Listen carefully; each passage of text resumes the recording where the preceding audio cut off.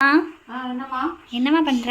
உனக்கு சளி பிடிச்சி தொண்டை கரகரன்னு இருக்குதுன்னு சொன்னீங்களம்மா. ஆமா. அதனால சாதம் அரிசி போட்டு கொதிக்கிற தண்ணியில ம் பனங்கல்கண்டு ம் பெப்பர் போட்டு மஞ்சப்பொடி போட்டு குடிச்சா பாலில் போட்டு குடிக்கிறத காட்டில் இதில் வந்து சளி சீக்கிரம் நல்லா தொண்டைக்கு இதமாக இருக்கும். தொண்டை சளி குறையுமா.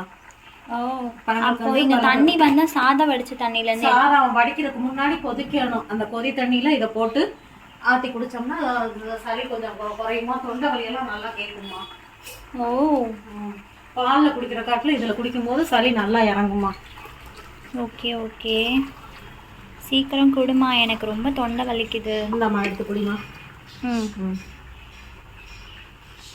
மக்களே நன்றி.